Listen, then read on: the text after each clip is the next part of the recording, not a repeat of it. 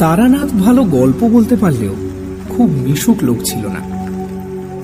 এক ধরনের ফুর্তিবাজ জমাট মানুষ থাকে যারা চায়ের আড্ডায়, ময়দানের বেঞ্চিতে কিংবা বিয়ের বাসরে একেবারে দারুণ জমিয়ে তোলে। তারানাথ ঠিক তার উল্টো। লোক দেখলে সে গুটিয়ে যায়, বিশেষ করে নিজের কথা সে কিছুতেই বলতে চায় না। কিন্তু আমাদের সহানুভূতির ছোঁয়ায় তারানাথের বদ্ধ মনের দরজা অনেকখানি খুলে গিয়েছিল। অবশ্য সেটা কেবল আমাদের কাছেই। ইদানিং হাত দেখানো বা কোষ্ঠী বিচারের খদ্দের প্রায় নেই বললেই চলে। বন্ধুও কেউ নেই। সারাদিন একাকিত্ব ভোগ করার পর মাঝে মাঝে বিকেলের দিকে আমরা হাজির হলে তারানাথের মুখ উজ্জ্বল হয়ে উঠত। মানুষটা গল্পের খনি। আমরা নানাভাবে খুঁচিয়ে তার কাছে গল্প আদায় করতাম। তার মতের বিরোধিতা করলে তারানাথ রেগে যেত। আমি আর কিশোরী গল্পের লোভে হঠাৎ কথার মাঝখানে হো হো করে হেসে উঠে বলতাম, বাহ বাবা, তা কখনো হয়? তারানাথ চটে গিয়ে বলতো, হয় না, এই শোনো তবে। একটা নতুন গল্প শুরু হয়ে যেত। সেদিন সকাল থেকেই টিপটিপ বৃষ্টি হচ্ছে। জামা কাপড়, রুমাল, এমনকি মনের ভেতরটা অবধি ভিজে স্যাঁতস্যাঁতে হয়ে রয়েছে। অন্যদিন অফিস ছুটির পর বলাইবাবু কিংবা হরিমিত্রের সঙ্গে মোড়ের দোকানে চা খেতে খেতে রাজনীতি, জিনিসপত্রের অগ্নিমূল্য অথবা বাঙালি কি ছিল আর কি হয়েছে এসব বিষয় গভীর আলোচনা করে আনন্দ পেয়ে থাকি। কিন্তু আজ আর সেসব ইচ্ছে করল না। অফিস থেকে বেরিয়ে তারানাথের বাড়ির দিকে হাঁটা শুরু করলাম।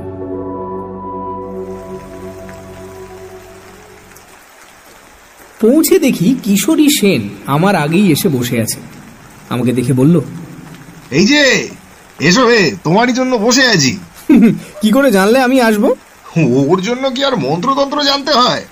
আজ এমন বাদলা করেছে যাকে বলে আড্ডার মেজাজ, না এসে যাবে কোথায়? তারানাথের জন্য এক প্যাকেট পাসিং শো কিনে এনেছিলাম। তাকে দিয়ে বললাম, তারানাথ, আজ একটা ভালো গল্প হবে নাকি? তারানাথ হাত বাড়িয়ে প্যাকেটটা নিল বটে, কিন্তু তার মুখে বিশেষ প্রফুল্লতা দেখলাম না। বিরস মুখে সে বলল, তোমাদের কাছে গল্প বলতে ইচ্ছে করে না, তোমরা আমার গল্প অবিশ্বাস করো। কিশোরী বলল, কই, সব গল্প তো অবিশ্বাস করি না। নেহাত যেগুলো একেবারেই বিশ্বাস করবার মতো নয় সেগুলো বাদে। তারানাথ চটে গিয়ে উঠতে যাচ্ছিল।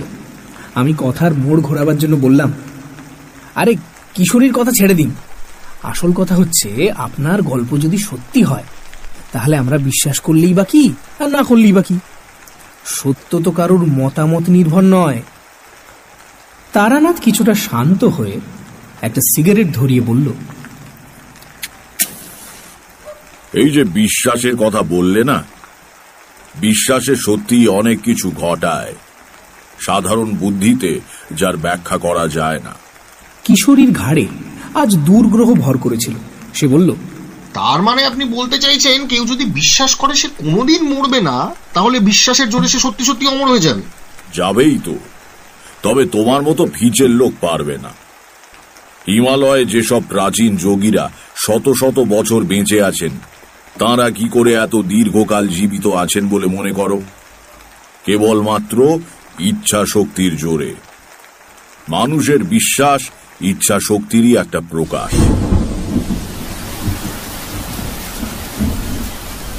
এমন সময় বাইরে আবার ঝমঝম করে বৃষ্টি নামল। আলো কমে গিয়ে কেমন অন্ধকার মতো হয়ে এলো ঘরের ভেতরে। বৃষ্টির বহর দেখে মনে হলো সহসা থামবার নয়। অবশ্য তাড়াতাড়ি মেসে ফিরেই বা কি লাভ?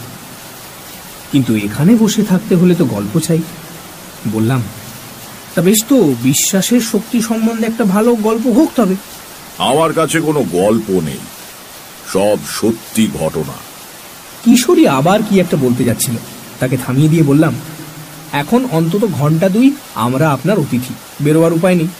আমাদের প্রার্থনা একটি গল্প, মানে সত্যি ঘটনা। সৎ গৃহস্বামী মাত্রই অতিথির প্রার্থনা পূরণ করে থাকে, আপনারও করা উচিত। তারানাথ একটু হাসল। চোখ বুজে কিছুক্ষণ ভেবে বোধহয় মনে মনে গল্পটা গুছিয়ে নিল। তারপর বলতে শুরু করল। বছর 20 আগেকার কথা। এক শিষ্য বাড়ি থেকে সস্তয়ন করে ফিরছি। ট্রেন বদলাবার জন্য বসে আছি রানাঘাট স্টেশনে। ট্রেনের তখনও প্রায় ঘন্টাখানেক দেরি। কি করা যায়? একটা বেঞ্চিতে বসে আপন মনে সিগারেট খেয়ে সময় কাটাতে লাগলাম। দক্ষিণা এবং পুজো বাবদ পাওয়া জিনিসপত্র পোঁটলা করে পায়ের কাছে রাখা। এমন সময় একজন মধ্যবয়সী লোক এসে আমার কাছে দাঁড়িয়ে বলল, একটু আগুনটা দেবেন তো ভাই। বিশেষ খেয়াল না করেই পকেট থেকে দেশলাই বের করে তার হাতে দিলাম। প্রথম কাঠিটা নষ্ট করে দ্বিতীয় কাঠি দিয়ে লোকটা বিড়ি ধরিয়ে আমাকে দেশলাই ফেরত দিল। তখনও আমি তার দিকে তাকাইনি। দেশলাই পকেটে পুরে কি জানি কেন হঠাৎ লোকটার দিকে একবার চাইলাম। সে তখন পেছন ফিরে প্ল্যাটফর্মের অন্য দিকে চলে যাচ্ছে। তাকিয়েই চমকে উঠলাম। তোমরা তো জানো আমার কতগুলো বিশেষ ক্ষমতা আছে, যা দিয়ে আমি মানুষের আশু বিপদ বা ভাগ্য পরিবর্তনের কথা টের পাই। পেছন থেকে তাকিয়ে আমি লোকটার শরীর ঘিরে একটা কালো ছায়া দেখতে পেলাম। যেন একটা কালো মাসলিনের ঘেরাটোপের মধ্যে থেকে লোকটা চলাফেরা করছে। বুঝলাম মানুষটা ভয়ানক বিপদগ্রস্ত। পায়ের কাছ থেকে পোঁটলাটা হাতে নিয়ে আমি দ্রুত পায়ে তার পেছনে এগিয়ে গেলাম। প্ল্যাটফর্মের একটা অপেক্ষাকৃত নির্জন জায়গায় দাঁড়িয়ে লোকটি অন্যমনস্কভাবে লাইনের ওপারে তাকিয়েছিল। আস্তে করে ডাকলাম, শুনছেন ভাই? ভদ্রলোক ভয়ানক চমকে উঠে আমার দিকে তাকালেন। দেখলাম বছর 40 বয়সের একজন মানুষ। উদ্বেগে ও চিন্তায় মুখটা শুকিয়ে গেছে। গালে 5-6 দিনের না কামানো খোঁচা খোঁচা দাড়ি, শার্টের একটা বোতাম ভুল করে লাগানো। ভদ্রলোক বিস্মিত গলায় বললেন, আমাকে কিছু বলছেন কি? একটু বিপদে পড়লাম। কেন ডেকেছি তা ভদ্রলোককে কিভাবে বলা যায়? একজনকে তো আর হঠাৎ বলা যায় না, ও মশাই আপনার খুব বিপদ, কারণ আপনার চারদিকে একটা কালো ছায়া দেখা যাচ্ছে। সময় নেবার জন্য বললাম, আপনার সঙ্গে কয়েকটা কথা ছিল, একটু এদিকে আসবেন? কিন্তু আপনাকে তো ঠিক না, আপনি আমাকে চেনেন না। আসুন, ওই চায়ের দোকানটায় এক ভাঁড় চা খেতে খেতে গুছিয়ে বলছি। আসলে আমি যা বলতে চাই এক কথায় বলা সম্ভব নয়। যে কোনো কারণেই হোক এই সময় চায়ের স্টলে বিশেষ ভিড় ছিল না। ভদ্রলোককে একটা বেঞ্চিতে বসিয়ে 2 কাপ চায়ের অর্ডার দিলাম। ভদ্রলোক উসখুস করছিলেন। বললেন, কই কি বলবেন বলছিলেন, কি ব্যাপার বলুন তো? কোনো ভূমিকা না করেই বললাম, আমি একটু আধটু জ্যোতিষ ইত্যাদি চর্চা করি। আপনি যখন আমার কাছে দেশলাই চাইলেন, আমার হঠাৎ কেন যেন মনে হলো আপনার খুব বিপদ। সত্যি কি তাই? আমাকে খুলে বললে আমি হয়তো আপনার কাজে লাগতে পারি। আমার বিশেষ ক্ষমতার কথাটা আর বললাম না। প্রথমেই সে কথা বললে আমাকে হয় পাগল নয়তো ঠগ মনে করবে। ভদ্রলোক একটু সন্দিগ্ধ চোখে আমার দিকে তাকিয়ে আছেন। এবার ভালো করে দেখে বুঝলাম মানুষটা বেশ বুদ্ধিমান, কিন্তু সাম্প্রতিক দুঃসময় এবং উদ্বেগ তার মুখের স্বাভাবিক ঔজ্জ্বল্যের ওপর ছায়া ফেলেছে। আজকাল সময় খারাপ, নানা রকম ধান্দাবাজ লোক চারদিকে ঘুরছে। এমন অবস্থায় আমাকে হঠাৎ বিশ্বাস করতে না পারাই সম্ভব। কিন্তু মনের যে জোর থাকলে লোকে কোনো কিছুকে দৃঢ়ভাবে অস্বীকার করতে পারে, বর্তমানে সে মনের জোর তাঁর নেই। অসহায় ভাবে ভদ্রলোক আমার দিকে চেয়ে বসে রইলেন। হেসে বললাম, ভয় নেই, আমি ঠক জোচ্চোর নই। আমার একটা বিশেষ ধরনের ক্ষমতা আছে, তা দিয়ে আমি অনেক কিছু আগে থেকে বুঝতে পারি। আমার গুরুর আদেশ ছিল কারো বিপদ বুঝতে পারলে এগিয়ে গিয়ে সাহায্য করা। তাই আপনাকে দেখে। কি ধরনের বিশেষ ক্ষমতা? এই যেমন ধরুন, আপনাকে দেখে বুঝতে পারছি আপনার জন্ম চৈত্র মাসে 7 থেকে 10 তারিখের মধ্যে। আপনার নামের আদ্যক্ষর ক। গত 3-4 দিনের মধ্যে আপনি বেশ বড় রকমের একটা অগ্নি ভয় থেকে রক্ষা পেয়েছেন। আর আর আর কি বলবো? বলুন। গত বছর আপনার কর্মস্থলে আপনাকে নিয়ে যে গোলমাল হয়েছিল, তাতে বিচারে আপনি রেহাই পেয়ে গেলেও দোষটা কিন্তু আপনারই ছিল। ভদ্রলোক মাথা নিচু করে শুনছিলেন। মুখ তুললে দেখলাম তার চোখে জল। আস্তে আস্তে বললেন, আগে হ্যাঁ, দোষ আমারই ছিল। কেউ জানে না সে কথা, আমার স্ত্রীও না।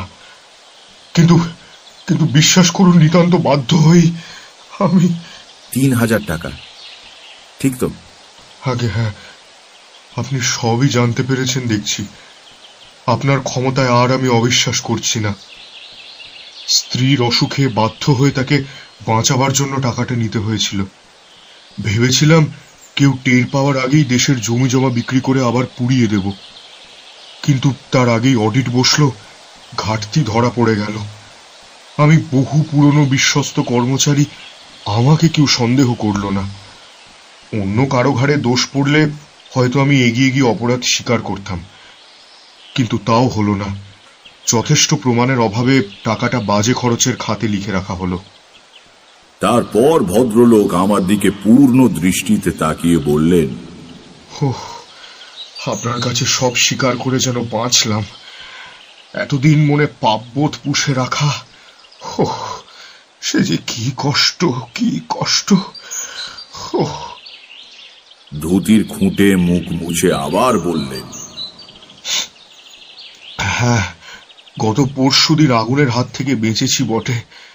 আমার স্ত্রী পুত্র বর্তমানে দেশের বাড়িতে রয়েছে, যেখানে আমি এখন যাচ্ছি। নিজে রান্না করে খাওয়ার অভ্যেস নেই, বুঝলেন। হোটেলে খেলে আমার শরীর খারাপ হয়, তাই যা হোক দুটো ভাতে ভাত ফুটিয়ে নেব বলে স্টোভ জেলে চাল বের করতে পেছন ফিরেছি, আর মশাই ধুতিতে লেগে গিয়েছে আগুন। কি ভাগ্য, সে সময় আমার এক বন্ধু এসে হাজির আড্ডা দিতে। সে বিছানার মোটা চাদর চেপে ধরে আগুন নেভায়। তাও দেখুন না কতখানি পুড়ে গিয়েছে। এই যে দেখুন। ডান পায়ের থেকে কাপড় সরিয়ে নিতেই দেখলাম পায়ের গুলি থেকে উরুর পেছন অবধি ভেজা ন্যাকড়ার ফেটটি বাঁধা। চায়ের দোকানের ছেলেটা এসে শূন্য কাপ দুটো নিয়ে গেল। তাকে বললাম আর 2 কাপ চা দিতে। সিগারেটের প্যাকেট বের করে নিজে ধরালাম, ভদ্রলোককেও দিলাম। তা সিগারেটে গোটা কয়েক লম্বা টান দিয়ে তিনি বললেন,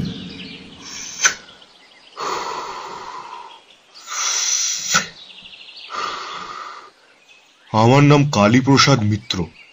খুলনার বিখ্যাত মিত্রদের কথা হয়তো শুনে থাকবেন, আমরা তাদেরই বংশধর। অবশ্য 50-60 বছর হলো খুলনার সঙ্গে আমাদের আর কোনো যোগাযোগ নেই। ঠাকুরদা কর্ম উপলক্ষে এদিকে চলে আসেন, সেই থেকেই আর কখনো দেশে ফিরে যাওয়া হয়নি। আবার চা এলো। গরম চায় চুমুক দিয়ে কালীপ্রসাদ বললেন, নদিয়া জেলার উত্তর প্রান্তে কিছু ভূসম্পত্তি কিনে ঠাকুরদা বসবাস শুরু করেন। ব্যবসা করতেন কলকাতায়, মাঝে মাঝে গ্রামে এসে থাকতেন। তিনি ছাড়া বাড়ির লোকজন গ্রামেই থাকত। বন্দরে যেসব জাহাজ এসে ভেড়ে তাতে কাঁচা আনাজ যোগান দেবার ব্যবসা করতেন ঠাকুরদা। বিলক্ষণ 2 পয়সা করেছিলেন, কিন্তু বহু প্রতিদ্বন্দ্বী জোটায় তার জীবদ্দশাতেই সে ব্যবসা নষ্ট হয়ে যায়। চেনাশুনো কাকে যেন ধরে বাবাকে এক সাহেবী ফার্মে চাকরিতে ঢুকিয়ে দেন। বাবা অবসর গ্রহণ করার পর সেই চাকরি আমি পেয়েছি। কতদিন হলো বাবা রিটায়ার করেছেন? তা বছর 20 তো বটেই। বাবার বয়স এখন প্রায় 80, কিন্তু বেশ ভালো স্বাস্থ্য, অসুখ বিসুখ কিছুই নেই, কেবল চোখে একটু কম দেখেন। যা হোক, যা বলছিলেন বলে যান। জ্ঞাতিদের শত্রুতায় ঠাকুরদাকে খুলনা ছেড়ে আসতে হয়েছিল। আসবার সময় দেশের সম্পত্তির বিশেষ কিছুই আনতে পারেননি। নগদ সামান্য টাকা যা ছিল তাই দিয়েই কলকাতার ব্যবসা শুরু করেন। কেবল প্রাণের চেয়েও প্রিয় একটি জিনিস বয়ে নিয়ে আসেন। কি জিনিস? একটি অষ্ট ধাতুর তৈরি কালী মূর্তি, আমাদের গৃহদেবী। 4-5 পুরুষ ধরে এই মূর্তি আমাদের পরিবারে পুজো পেয়ে আসছে। ঠাকুরদার বাবা, মানে আমার প্রপিতামহ, তিনি ছিলেন তন্ত্র সাধক, আজীবন সাধনা করে তন্ত্রের বিভিন্ন শাখায় সিদ্ধি লাভ করেছিলেন বলে শোনা যায়। তার জীবনের শেষ দিকে একবার গ্রহ নক্ষত্রের কি এক বিচিত্র সংস্থান এবং অমাবস্যা একসঙ্গে পড়ে। তেমন যোগ নাকি 100 বছরেও একটা বড় আসে না। সেই বিশেষ অমাবস্যার রাত্রিরে আমার প্রপিতামহ সারা রাত জেগে তন্ত্রের এক গূঢ় প্রক্রিয়া সাধন করেন। শেষ রাত্রে হোমকুণ্ডে পূর্ণাহুতি দিয়ে একটা গোল লোহার কৌটোয় পুজোর উপাচার থেকে কি একটা জিনিস পুড়ে কৌটোটা প্রপিতামহর হাতে দিয়ে বলেন, এই নাও, রাখো। এই যা করে দিয়ে গেলাম, আমাদের বংশে আর হঠাৎ কারো কোনো বিপদ হবে না। সত্যি তারপর থেকে আজ পর্যন্ত এই কৌটোটা আমাদের সব আপদে বিপদে রক্ষা করে এসেছে। কারো অসুখ বিসুখ হলে এই মা কালীর কৌটো তার মাথায় বুকে ঠেকিয়ে দিলে সে ভালো হয়ে ওঠে। ডাক্তার জবাব দিয়ে গিয়েছে এমন মরণাপন্ন রোগীকেও মা কালীর কৌটোর প্রভাবে সেরে যেতে দেখেছি। সেও না হয় কাকতালীয়, কিন্তু কে একবার কৌটোর মহিমা নিয়ে উপহাস করায় বাবা সাপুড়েদের সদ্য ধরা বিষাক্ত গোখরো সাপের সামনে কৌটোটা ধরেন। ছোটবেলার ঘটনা হলেও আমার পরিষ্কার মনে আছে, সাপটা সঙ্গে সঙ্গে মাথা নিচু করে গুটিয়ে এতটুকু হয়ে পড়ে রইল, জোঁকের মুখে নুন পড়লে যেমন হয়। ভাবতে পারেন? এটা কিন্তু দ্রব্যগুণ হতে পারে। ঠিক, দ্রব্যগুণে সাপ বশীভূত হয়, কিন্তু লোহার কৌটো ফুটো করে দ্রব্যগুণ বের হবে কি করে সেটা বলতে পারেন? যথার্থ কথা বললাম, বলে যান। যাই হোক, বিগত 3 পুরুষ ধরে আমাদের পরিবারের ভালো মন্দর ব্যাপারে আমরা মা কালীর কৌটোর উপর নির্ভর করে থাকি। তবু তো আমি আধুনিক লোক, বাস করি আধুনিক কলকাতায়। আমার বিশ্বাস হয়তো অতটা দৃঢ় নয়, কিন্তু বাবা প্রাচীন মানুষ, ডাক্তার উকিলের চেয়ে এই কৌটোর উপর তার নির্ভরতা বেশি। মাস 4 আগে কলকাতার বাসায় আমার বড় ছেলের খুব অসুখ হয়। ছেলে মরণাপন্ন হয়ে পড়ে। সেই সময় আবার আমার অফিসে অডিট বসেছে, টাকাটার বিষয় নিয়ে হইচই হচ্ছে। ভেতরে বাইরে আমি তখন খুব বিপন্ন। টাকার ব্যাপার বাবা জানতেন না, কিন্তু নাতির অসুখের খবর পেয়ে আমার এক খুড়তুতো ভাইয়ের হাত দিয়ে মা কালীর কৌটোটা কলকাতায় আমার কাছে পাঠিয়ে দেন। কৌটোর মহিমাতেই কিনা জানি না আমার ছেলেটি সেরে ওঠে, আর আমার অফিসের গোলমালও মিটে যায়। একটু থেমে কালীপ্রসাদ বললেন, কিছু মনে করবেন না, আমাকে আরেকটা সিগারেট দেবেন? সিগারেট ধরিয়ে ঘন ঘন টান দিয়ে প্রায় অর্ধেক করে আনবার পর কালীপ্রসাদ আবার বলতে শুরু করলেন,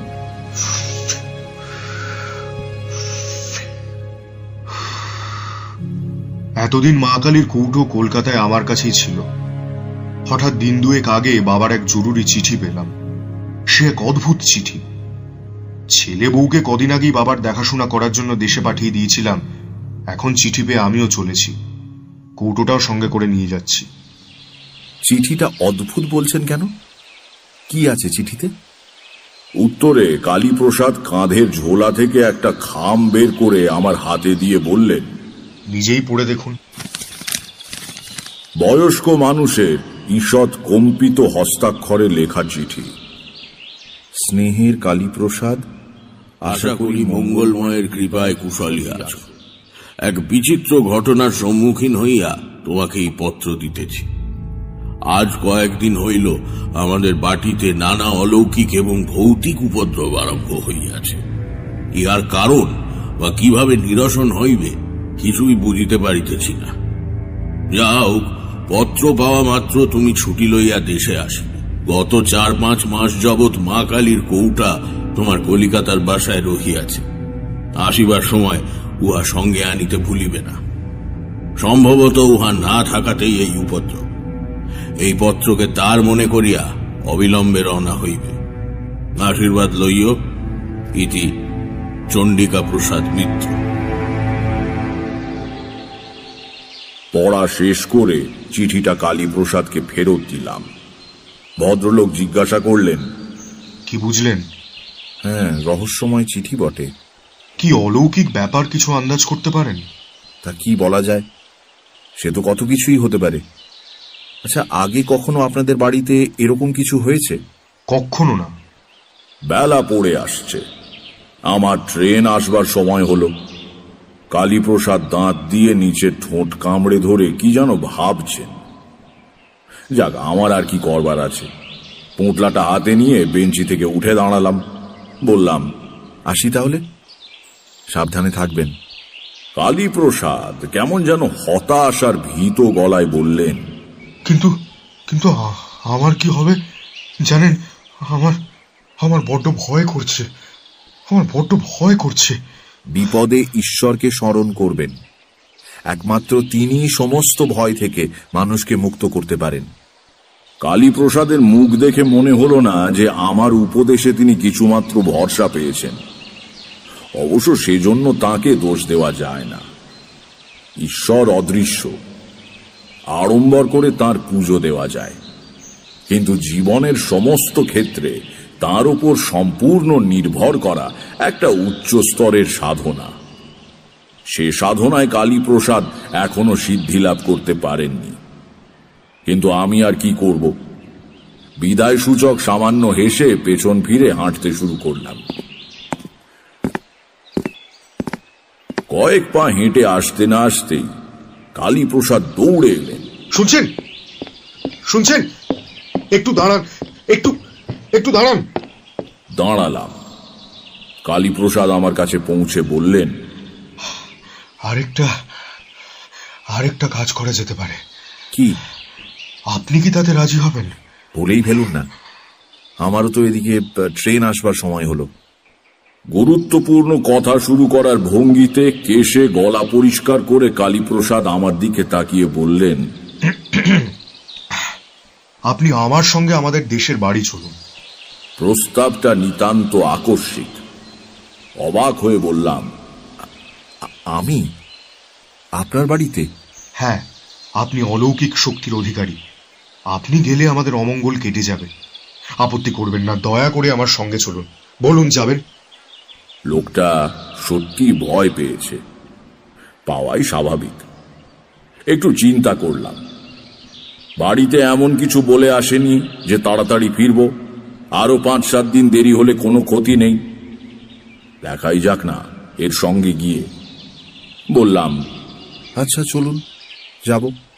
কালীপ্রসাদের চোখের দৃষ্টি কৃতজ্ঞতায় ভারী হয়ে এলো। আমার হাত দুটো ধরে তিনি বললেন, বাঁচলাম। সত্যি বিশ্বাস করিনি আপনি যেতে রাজি হবেন। ধন্যবাদ, অনেক ধন্যবাদ। একটা ছোট্ট গ্রাম্য স্টেশনে নেমে পাক্কা 3 মাইল হেঁটে কালীপ্রসাদের বাড়ি। গ্রামে যখন ঢুকলাম তখন রাত্রি প্রায় 8টা। পল্লীগ্রামের তুলনায় শেষ রাত। কৃষ্ণপক্ষের সুমুখ অন্ধকার রাত্রি। পঞ্চমীর রাঙা চাঁদ পূব দিগন্তের নিচে থেকে চালতে গাছের পেছন দিয়ে এক অলৌকিক গোলকের মতো উঠে আসছে। গ্রামের প্রায় শেষের দিকে আম জাম গাছে ঘেরা নির্জন বাড়ি, পাঁচিল দিয়ে ঘেরা। সদর দরজায় শেকল নাড়তে একটু বাদে দরজার ফাঁক দিয়ে লণ্ঠনের আলো দেখা গেল, কিন্তু কারো সাড়া শব্দ নেই। যেন ভেতরে যে দাঁড়িয়ে সে সাহস করে দরজা খুলতে পারছে না। কালীপ্রসাদ হেঁকে বললেন, অভিরাম নাকি? দরজা খোল। অভিরাম, দরজা খোল।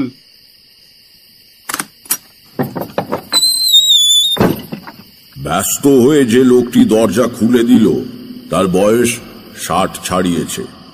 মাথায় কাঁচা পাকা চুল, পরনে খাটো ধুতি, খালি গা। তার সরল মুখে বিশ্বস্ততার ছাপ। কালীপ্রসাদ বললেন, ঠাকুর মশাই, এ হচ্ছে অভিরাম। পুরনো লোক, আমাকে কোলে করে মানুষ করেছে ছোটবেলায়। কিরে, দরজা খুলছিলি না কেন? অভিরামের সরল মুখে ভয়ের স্পষ্ট চিহ্ন ফুটে উঠল। সে বলল, বাবু, বাড়িতে যা কাণ্ড, দরজা হঠাৎ খুলতে সাহস হয় না বাবু। সে কি রে, কেন, কি হচ্ছে বাড়িতে? এর উত্তর অভিরামের দিতে হলো না। আমাদের পেছনে আমবাগানে অন্ধকারের মধ্যে গাছের পাতার সরসর শব্দ উঠল, যেন গাছের একটা ডাল ধরে কেউ খুব জোরে ঝাঁকাচ্ছে। আমরা দুজন অবাক হয়ে সেদিকে ফিরে তাকাতেই অভিরাম বলল, বাবু, ওই দেখেছেন তো, ওই আবার শুরু হলো নানান উপদ্রব। সত্যি তো, কিসে নাড়াচ্ছে অত মোটা ডালটাকে? মানুষের পক্ষে তো সম্ভব নয়। তাহলে সাঁই করে কি একটা জিনিস গাছের ওপর থেকে আমাদের দিকে ছুটে এলো। সহজাত সংস্কারের বশে কালীপ্রসাদ কোমর থেকে শরীর সামনের দিকে ঝুঁকিয়ে ফেলেছিলেন, জিনিসটা ঠক করে পাঁচিলে লেগে মাটিতে পড়ে গেল। নইলে এই আঘাতেই কালীপ্রসাদের পঞ্চত্ব প্রাপ্তি ঘটত। লণ্ঠনের ম্লান ঘোলাটে আলোয় দেখলাম মাটিতে পড়ে আছে একটা 10.5 ওজনের পাথরের টুকরো।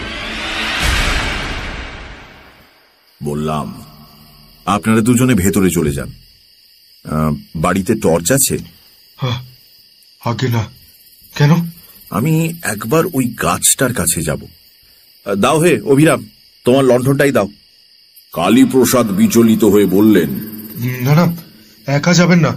দেখলেন তো আপনি কি করছেন। কি? আমার কিছু হবে না, আপনি ভেতরে যান। আমি জানতাম মধুসুন্দরী দেবীর কৃপায় কোনো নিম্ন শ্রেণীর প্রেত আমার কোনো ক্ষতি করতে পারবে না। পাথরটা কালীপ্রসাদকে লক্ষ্য করেই নিক্ষিপ্ত হয়েছিল, আমাকে নয়। লণ্ঠন হাতে বাগানের মধ্যে গিয়ে দাঁড়ালাম। চারদিক নিঝুম, কোথাও গাছের একটি পাতা অবধি নড়ছে না। মনে হলো সামনের মোটা গুঁড়িওয়ালা আম গাছটার ওপর থেকেই পাথরটা ছুটে গিয়েছিল। লণ্ঠনটা তুলে ধরে ওপর দিকে দেখবার চেষ্টা করলাম, কিন্তু কিছু দেখা গেল না। কিন্তু আমার মনের মধ্যে একটা আশ্চর্য অনুভূতি হলো।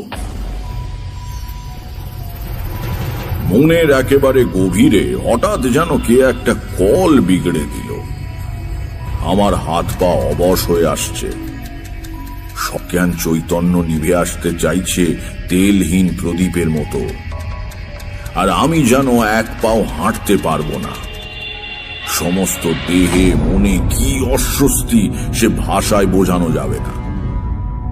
নিজের ক্ষমতার ওপর অগাধ বিশ্বাস নিয়ে একা এখানে এসেছিলাম, এবার আমার অকস্মাৎ ভয় করতে লাগলো। মৃত্যু ভয় নয়, যে কোনো কারণেই হোক সে ভয় আমার কোনোদিনই হয়নি। কোনো অজানা শক্তির মুখোমুখি হতে গেলে যে ভয় হয় সেই রকম। বিশ্রী একটা গন্ধে ভরে গিয়েছে চারদিক।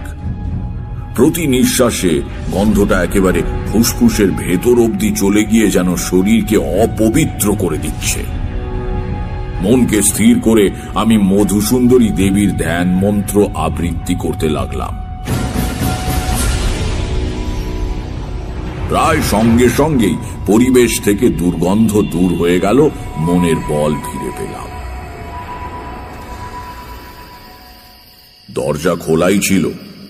ভেতরে ঢুকে দেখি উঠোনের ওপারে বারান্দায় বাড়ির সবাই জড়ো হয়ে শঙ্কিত চোখে তাকিয়ে আছে। আমি ঢুকতেই কালীপ্রসাদ বললেন, এই তো ঠাকুর মশাই। আমরা যা ভয় পেয়ে গিয়েছিলাম। কালীপ্রসাদের কাঁধে হাতের ভর রেখে যিনি দাঁড়িয়ে আছেন, আন্দাজে বুঝলাম তিনিই চণ্ডিকা প্রসাদ। ফর্সা মানুষ, দীর্ঘদেহী, দেখে বোঝা যায় এককালে খুবই সুপুরুষ ছিলেন। অগোছালো ধরনের ধুতি পরা। বারান্দায় উঠে লণ্ঠনটা নামিয়ে রাখলাম। চণ্ডিকা প্রসাদ এগিয়ে এসে বললেন, কালী আমাকে এতক্ষণ আপনার কথা বলছিল। আপনি যে কষ্ট করে এসেছেন। ও কথা বলবেন না, আপনি আমার বাবার বয়সী। চণ্ডিকা প্রসাদ আমার হাত দুটো ধরে বললেন, তাতে কি, আপনি বর্ণশ্রেষ্ঠ সাধক মানুষ। আপনি এসেছেন, এবার আমার বাড়ির অমঙ্গল কেটে যাবে। কঠিন রোগীর বাড়ি বিলেত ফেরত ডাক্তার গেলে বাড়ির লোকে যেমন বলে।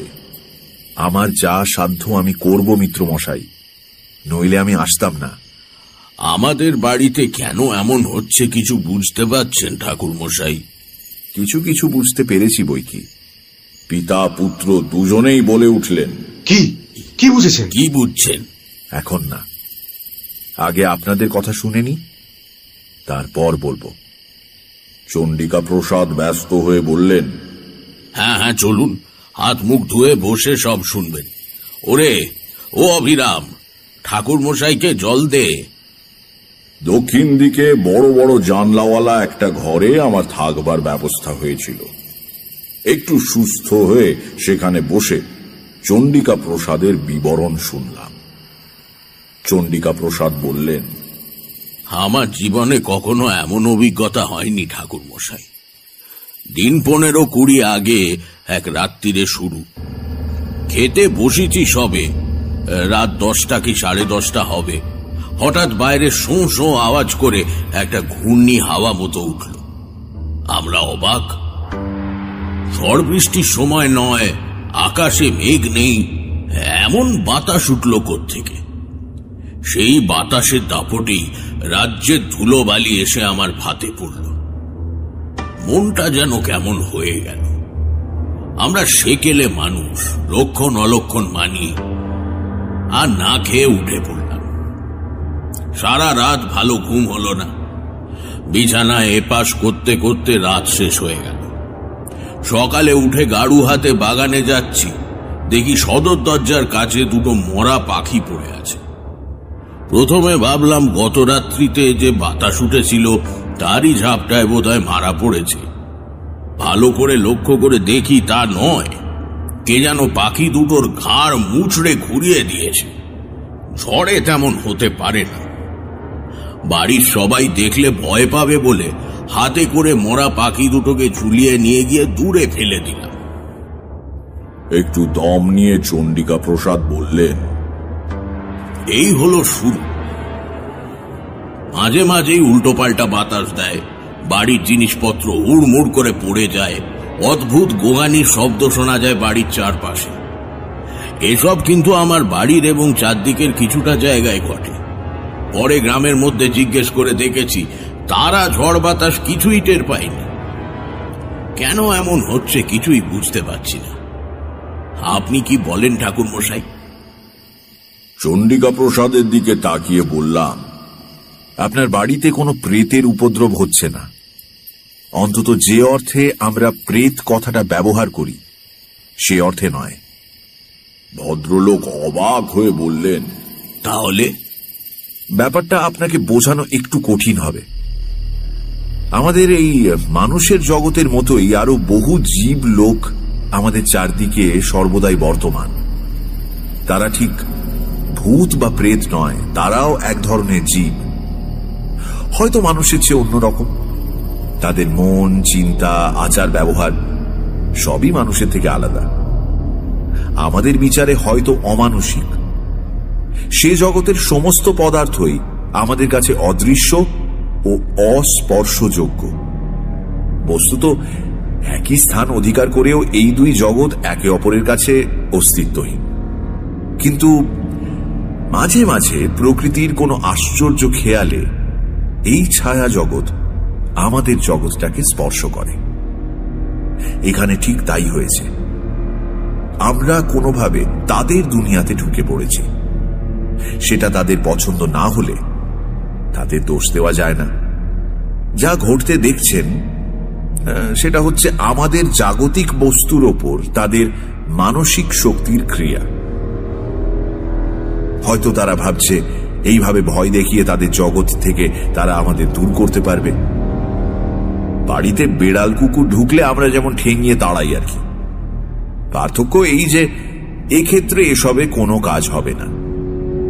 পরিবেশে আর একটা বড় রকমের ঝাঁকুনি লাগলে দুটো জগৎ আবার বিচ্ছিন্ন হয়ে যাবে, তার আগে নয়। আমি থামতে চণ্ডিকা প্রসাদ কিছুক্ষণ স্তব্ধ হয়ে বসে রইলেন। তারপর বললেন, এসব আপনি জানলেন কি করে? খুলে বললে বিস্তর কথা বলতে হয়। ইচ্ছে করছিল না। সংক্ষেপে বললাম, আমি জানতে পারি। ওই ঝাঁকুনি না কি বলে, সেটা কি করে দেওয়া যায়? সেটা আপনা আপনি হয়ে যেতে পারে, যেমন করে শুরু হয়েছিল। সস্তয়ন বা স্থান শুদ্ধি গোছের একটা হোমও করতে পারি। কিন্তু আপনাকে সত্যি কথাই বলে রাখা ভালো, এই ধরনের উপদ্রবের কথা আমি গুরুদেবের কাছে শুনেছি মাত্র, নিজের চোখে দেখছি এই প্রথম। এ বিষয়ে আমার বিশেষ কোনো অভিজ্ঞতা নেই। আমার হোমে কতদূর কাজ হবে জানি না। চণ্ডিকা প্রসাদ কি একটা ভাবলেন, তারপর বললেন, তা হোক, আপনি হোমের আয়োজন করুন। আর একটা কথা, যদি কিছু মনে না করেন। না, বলুন আপনি। একটু ইতস্তত করে চণ্ডিকা প্রসাদ বললেন, আপনার ওপরেই যদিও সবকিছু ছেড়ে দিচ্ছি, তবু আমার নিজস্ব বিশ্বাসের জন্য যদি কিছু ক্রিয়াকলাপ করি, তাতে আপনার আপত্তি হবে না তো? না, আমার কি আপত্তি, করুন আপনার যা ইচ্ছে। চণ্ডিকা প্রসাদ ছেলের দিকে তাকিয়ে বললেন, কালী, কৌটোটা এনেছিস তো? হ্যাঁ বাবা, এনে দেব। নিয়ে আয়। কালী প্রসাদ উঠে পাশের ঘর থেকে মা কালীর কৌটো এনে বাবার হাতে দিলেন। সেটা নিয়ে চণ্ডিকা প্রসাদ আমার দিকে তাকিয়ে বললেন, এটার কথা শুনেছেন বোধহয়? হ্যাঁ, কালীবাবু আসতে আসতে আমাকে বলেছেন। তাহলে তো আপনি সবই জানেন। এই কৌটোর ওপর আমাদের সবার একটা গভীর বিশ্বাস আছে আর কি।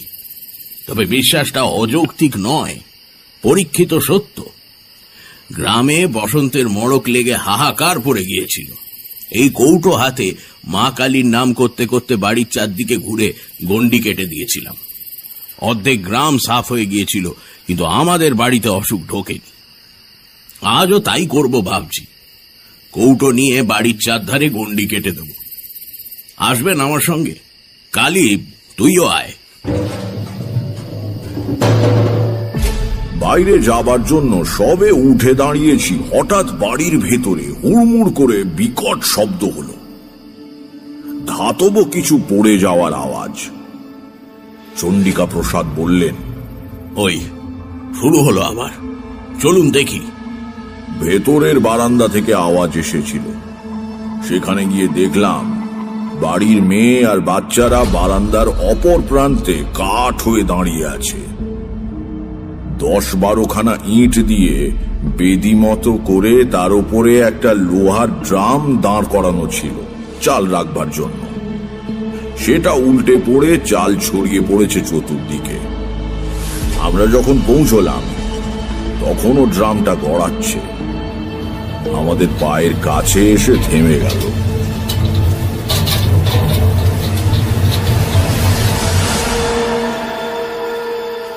আমার নাকে ভেসে এলো সেই বিশ্রী গন্ধটা, ওই বাইরের বাগানে যেটা পেয়েছিলাম।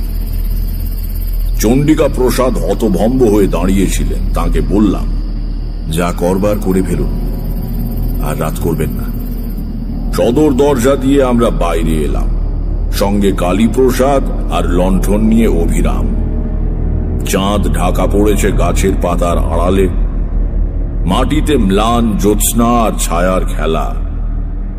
ঝোপে ঝাড়ে জোনাকি জ্বলছে। বাতাস নেই কোনো দিকে, কেমন একটা থমথমে আবহাওয়া। কালীপ্রসাদের হাতে একটা মোটা লাঠি, যদিও বুঝতে পারলাম না অতি প্রাকৃত কোনো বিপদ এলে লাঠি দিয়ে কি করে ঠেকানো সম্ভব। চণ্ডিকা প্রসাদের হাতে মা কালীর কৌটো, মুখে বিড়বিড় করে কি মন্ত্র পড়তে পড়তে চলেছেন। ক্রমে আমরা বাড়ির পেছন দিকে এসে হাজির হলাম।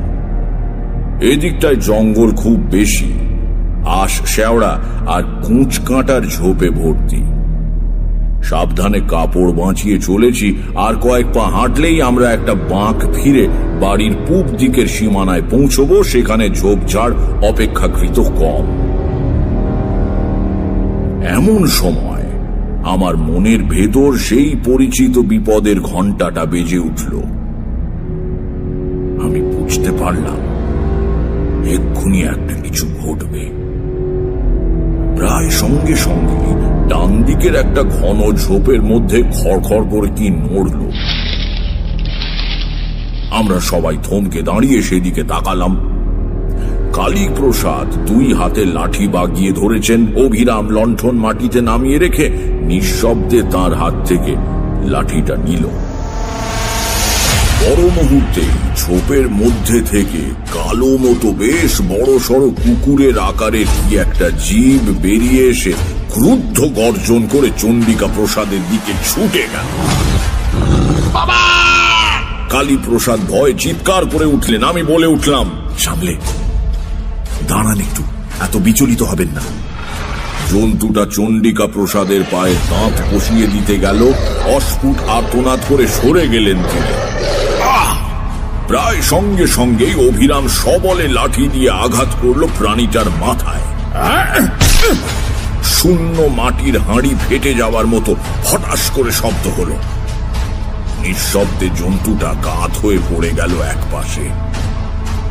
বলতে এত সময় লাগলেও ঘটতে লেগেছিল কয়েক মুহূর্ত মাত্র। কালীপ্রসাদ লণ্ঠন নিয়ে ঝুঁকে পড়ে বললেন, এটা তো একটা শেয়াল। মরা জ্যোৎস্না আর লণ্ঠনের আলো মিলিয়ে কেমন একটা আলো আঁধারি মতো হয়েছে। তবু ভালো করে তাকিয়ে মনে হলো শেয়ালই বটে। অভিরাম বলল, অদ্ভুত ব্যাপার বাবু, শেয়ালে কখনো তাড়া করে কামড়াতে আসে এ আমি শুনিনি। ঠিক, শেয়াল তো ভীতু জন্তু, মানুষ দেখলে পালিয়ে যায়। এটা তাড়া করে এলো কেন? চণ্ডিকা প্রসাদ বোধহয় নিজেকে সান্ত্বনা দেবার জন্য বললেন, পাগলা শেয়াল হবে, নইলে কি আর। যা হোক, চল, অন্ধকারে দাঁড়িয়ে থাকা উচিত নয়।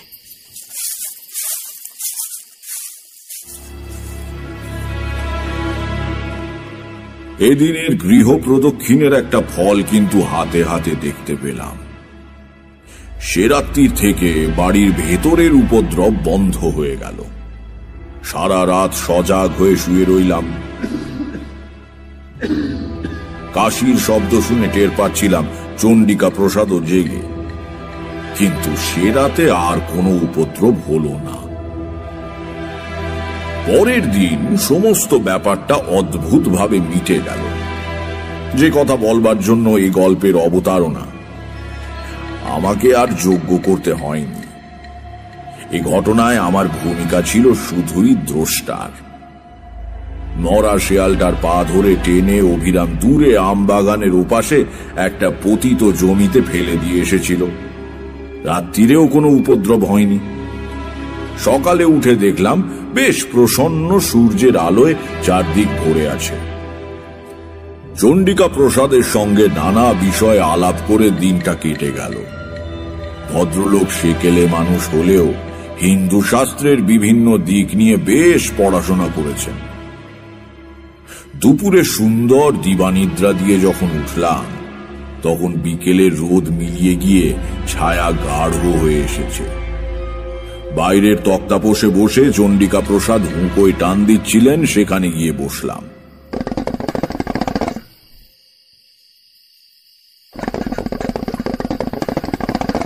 গাড়ু হাতে কালীপ্রসাদ উঠোন পেরিয়ে বাড়ির বাইরের বাগানের দিকে চলে গেলেন। চণ্ডিকা প্রসাদ ডেকে বললেন, কালী, চট করে সেরে আয় তো, একসঙ্গে বসে ঠাকুর মশাইয়ের যজ্ঞের ফর্দটা করে ফেলা দরকার। হ্যাঁ বাবা, আসছি বলে কালীপ্রসাদ বেরিয়ে গেলেন। সকালের আলোচনার ঘেই ধরে চণ্ডিকা প্রসাদ বললেন, হ্যাঁ, সকালে যে কথা হচ্ছিল, নিষ্ঠা এবং সদ্গুরুর প্রয়োজন তো আছে ঠিকই, কিন্তু মন্ত্রোচ্চারণের যথার্থতার উপরেই অনুষ্ঠানের সাফল্য নির্ভর করে।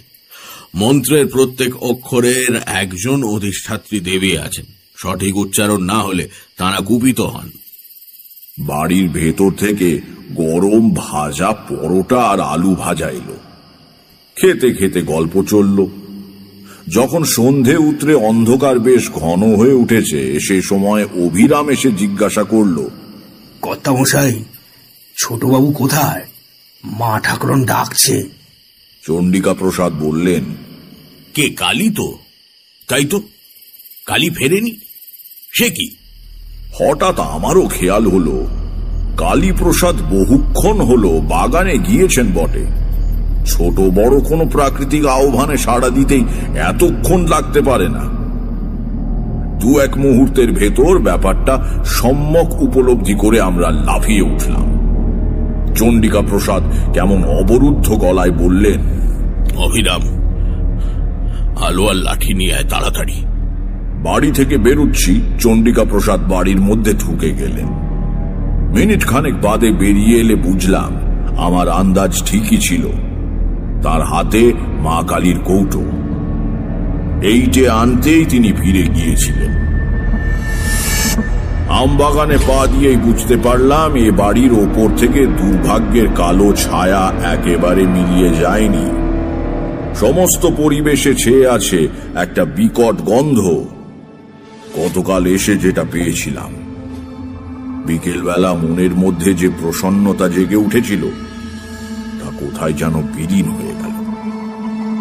লণ্ঠন হাতে অভিরাম আগে আগে চলেছে। সে ডাকছে, ছোট বাবু গো, ও ছোট বাবু। চণ্ডিকা প্রসাদ ডাকছেন, কালী, কালী। ওদিকে আমার বুক গুড়গুড় করছে। আর সন্ধেটা ভালো নয়, ভালো নয়। একটা ঝোপের পেছনে উপুর হয়ে পড়ে থাকা কালীপ্রসাদকে অভিরামী আগে দেখতে পেল। ছোট বাবু, ছোট বাবু বলে চিৎকার করে উঠে সে ছুটে গিয়ে কালীপ্রসাদের দেহের পাশে হাঁটু গেড়ে বসে কেঁদে উঠল। ছোট বাবু। পর মুহূর্তেই আমরাও পৌঁছে গেলাম। আমি শক্ত করে চণ্ডিকা প্রসাদের হাত ধরে রেখেছি। বুঝতে পারছি তার সমস্ত শরীর ঠকঠক করে কাঁপছে। এই অবস্থায় সেটাই স্বাভাবিক। নিচু হয়ে কালীপ্রসাদের নাড়ি দেখলাম, বুকে হাত দিয়ে স্পন্দন বোঝার চেষ্টা করলাম। নাড়ি ঠিক আছে, তবে মৃদু। সোজা হয়ে দাঁড়িয়ে বললাম, ভয় নেই, ইনি অজ্ঞান হয়ে গিয়েছেন। অভিরাম, চলো ধরাধরি করে একে বাড়ি নিয়ে যাই। চলো চলো। আমরা অজ্ঞান কালীপ্রসাদের দেহ তোলবার জন্য নিচু হয়েছি। হঠাৎ ঠিক গতকালের মতো ঝোপের মধ্যে খসখস শব্দ হলো। যেন আমাদের দিকে আসছে, কিন্তু তার গতি কালকের চেয়ে ধীর।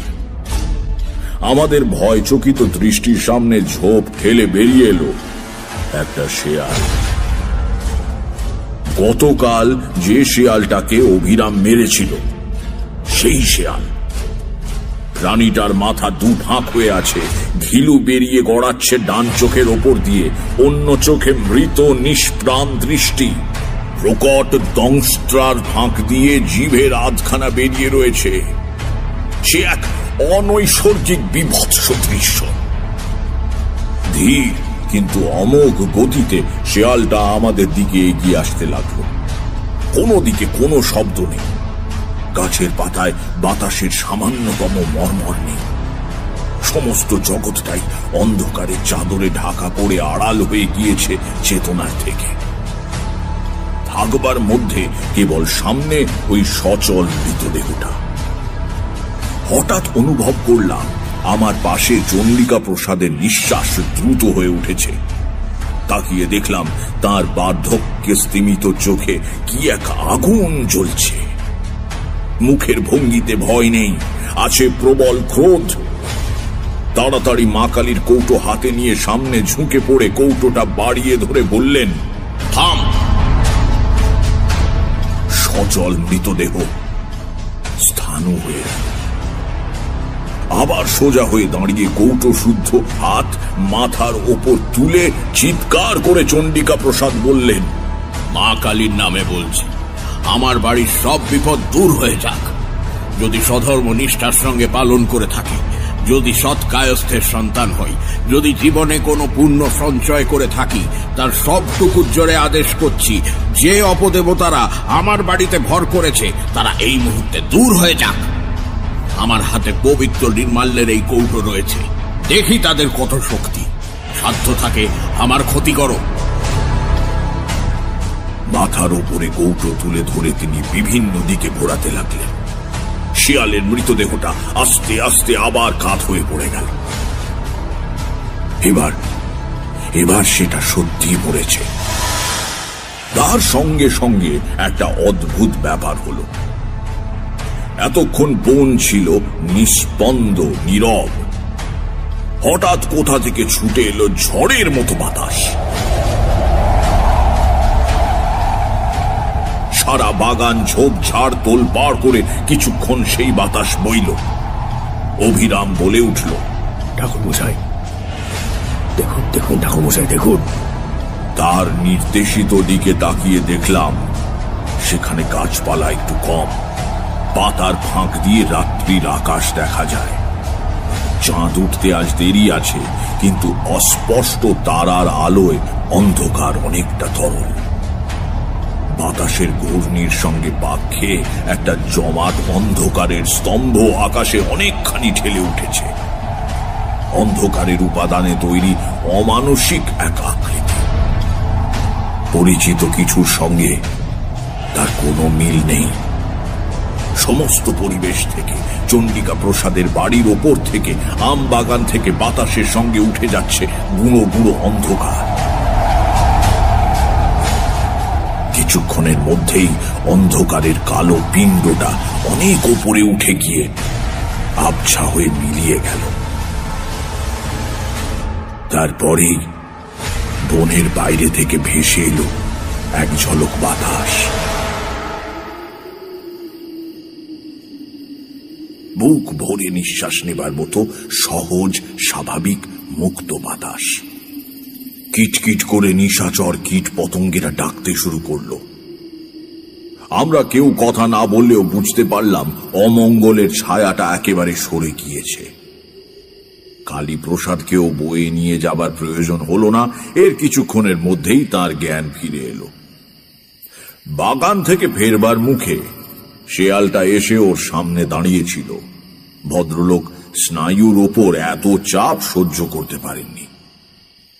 ফেরবার সময় চণ্ডিকা প্রসাদ বললেন, দেখলেন আমার মা কালীর কৌটোর গুণ, সব বেটাকে তাড়িয়ে দিলাম। তা বটে। তারানাথ থামল। কিশোরী বলল, কিন্তু এ তো মন্ত্রশক্তি বা দ্রব্যগুণের গল্প, এতে বিশ্বাসের শ্রেষ্ঠত্ব কি প্রমাণিত হয়? তারানাথ বলল, হয়। পরের দিন নির্জনে বসে কালীপ্রসাদের সঙ্গে গল্প করছিলাম। কালীপ্রসাদ বললেন, বাবা বিশ্বাসের জোরে আমাদের আপদ দূর করে দিলেন ঠাকুরমশাই। বললাম, কেন, মা কালীর কৌটোর গুণও আছে বলতে হবে। ম্লান হেসে কালীপ্রসাদ বললেন, দাঁড়ান, একটা জিনিস তাহলে আপনাকে দেখাই। একটু পরে হাতে করে মা কালীর কৌটোটা নিয়ে ঘরে ঢুকলেন ভদ্রলোক এবং আমার বিস্মিত দৃষ্টির সামনে ঢাকনাটা খুলে ফেললেন। বাধা দিয়ে বলে উঠলাম, ও কি করছেন? মন্ত্রপুত নির্মাল্য খুলতে নেই, ওতে গুণ নষ্ট হয়ে যায়। কিছু না বলে কালীপ্রসাদ বিছানার ওপরে কৌটোটা উপুর করে ধরলেন। ভেতরে যা ছিল চাদরের উপর ছড়িয়ে পড়ল। ভেতর থেকে বেরুলো কতকগুলো গোল গোল করে পাকানো খবরের কাগজের গুলি। আর কিচ্ছু নেই। অবাক হয়ে বললাম, হে কি, নির্মাল্য কই? নেই। তার মানে? কালীপ্রসাদ মাথা নিচু করে বললেন, মানে আসল কৌটো অনেক দিন আগে হারিয়ে গিয়েছে, এটা নকল। ছেলের অসুখের সময় কলকাতা নিয়ে যাওয়ার পথেই কোথাও পড়ে যায়। বাবা শুনলে অনর্থ করবেন, এই ভয় শিশি বোতলওয়ালার কাছ থেকে 2 পয়সা দিয়ে এই কৌটোটা কিনি। বাবা আজকাল চোখে কম দেখেন, তাকে ঠকানো সহজ। কাজেই বুঝতেই পারছেন, যা হয়েছে তা বাবার বিশ্বাসের জোরেই হয়েছে। আর কেউ জানে এ কথা? শুধু আপনার বৌমা, মানে আমার স্ত্রী, অন্য কেউ না। বাবার বয়স হয়েছে, আর কদিনই বা বাঁচবেন বলুন? খামোখা তাকে দুঃখ দিয়ে লাভ আছে কি ঠাকুরমশাই? তারানাথ থামল। ঘরের মধ্যে স্তব্ধতা। বাইরেও বৃষ্টি ধরে এসেছে। একটা নিঃশ্বাস ফেলে কিশোরী বলল, গল্পটা বেশ। গল্প বানানোয় আপনার একটা স্বাভাবিক দক্ষতা আছে, এটা মানতেই হবে। সিগারেট ধরাতে গিয়ে তারানাথ জ্বলন্ত চোখে কিশোরীর দিকে তাকালো। আমি ব্যাকুল হয়ে উঠে দাঁড়িয়ে কিশোরীর হাত ধরে টানলাম। কিশোরী, কিশোরী, ওঠো ওঠো ওঠো, আবার বৃষ্টি এলে বাড়ি ফেরা মুশকিল হয়ে পড়বে, চলো ওঠো। হ্যাঁ চলো।